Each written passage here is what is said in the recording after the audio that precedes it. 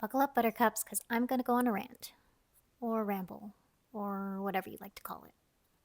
First and foremost, I am fine. I am healthy. I've been going to the gym, and I've been super productive with Vay Trapped and other projects.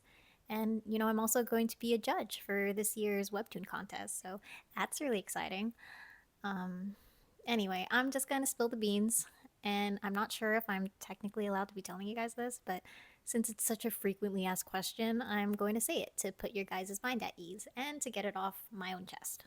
Siren's Lament is getting print published, and so is Eternal Nocturnal following after that. I got the print publishing deal, guys, and I won't say which publisher just yet or when, but it's a good one, and it's definitely gonna take some time, but I promise you guys it's gonna be so worth it. And I know how lovely and patient you guys have been through all of this, so just a little while longer, okay? It's gonna be gorgeous, and I'm gonna put my whole heart and soul into it, I promise. And just to make things clear, it is not with Webtoon Unscrolled. I know a lot of webtoons are currently being printed through Webtoon Unscrolled right now, and I feel like it's at a much faster schedule, but I am with a different publisher. And I say this because obviously their process is different, so please lend me your grace and patience as you always do. I just can't contain my excitement anymore, and I've been wanting this for years. I'm so excited to come back home to my Siren babies. Which kind of leads me into my rant. Of course, now that I'm reviving this story I started like 9 years ago, I'm looking back at all of the early chapters and files, and honestly, I don't know if it's because I'm in this hypercritical editing mode, because please keep in mind right now, I'm also working on the first chapter of Fate Trapped, and I have at least like three different versions of revised storyboards. So I'm pulling out all the stops to like make this the best I can do. And I've been working closely with my editor, which has been great, super fun. I'm learning so many things, and I'm super stoked about it. But going from that to like my work that I did 9 years ago, um, it's just kind of hard to take the critical glasses off, and I just see all my flaws as a young writer and artist. And while I'm reading through these early chapters of Siren's Lament, I want to giggle, I want to kick my feet, but I also want to just bash my head through a wall. Because, like, why would I write it like that? Or why would I draw it that way? And those are just the thoughts I've had, like, running through my head recently. And I wish I could just be a little more forgiving towards 2016 Miso, but I don't really know how to fix it.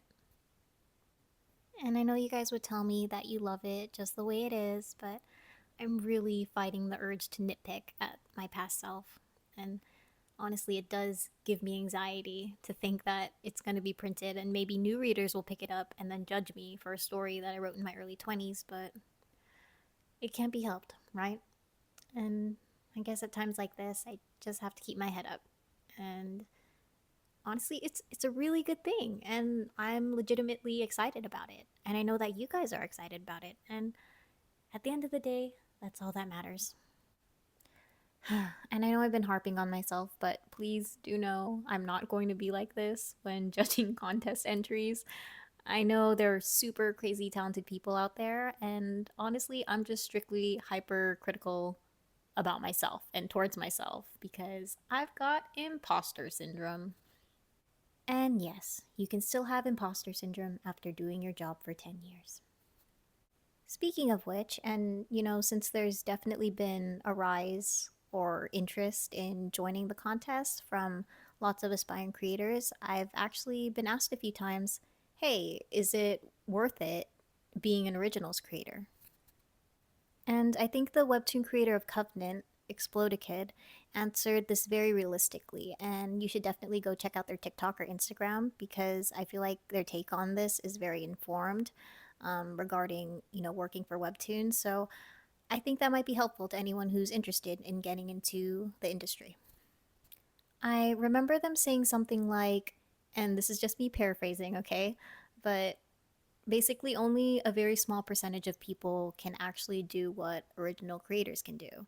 And by that I mean publishing and churning out chapters on a weekly basis because you could only push yourself so much before burning out or even worse, injuring yourself. And I don't know, hearing that from another mutual creator just sort of opened my eyes to the fact that I'm pretty insane because I've literally been soloing my comics and chapters on a weekly basis for 10 years and I still haven't injured myself. Like, nobody in their right mind does that. And I guess what I'm trying to say is I guess it kind of takes being a little crazy to pull off being an originals creator because, if you're willing to put yourself through all of that, is it worth it? And for me personally, yes, because I actually like cooping myself up at home and drawing all day. Like, I've been doing that all my life because I'm a loner who doesn't like to leave my house. All right, jokes aside, I'm not saying this to discourage or scare anyone. There are definitely things you can do, like hiring a team or collaborating and making sure you have enough buffer episodes before actually, releasing and putting out your episodes. So it is doable. I'm still learning myself, especially when it comes to finding a healthier work life balance. But I guess what I'm trying to say is please know what you're signing up for, know your limits, lawyer up if you're offered any contracts, and just above all, treat your comic like your baby. You should protect it, nurture it, and overall, like, take pride in it and love it. I never want to be someone who blindly sells an idea or dream to creators who look up to me. Your dreams are still attainable, but just please keep in mind that the climate and the world of comics has definitely changed a lot since, for example, when I first started. So be smart, my loves. Be passionate, be authentic, and work hard, but just not to the point of burning yourself out because that happens way too often and you deserve better. And that just about ends my rant or ramble or whatever you want to call it.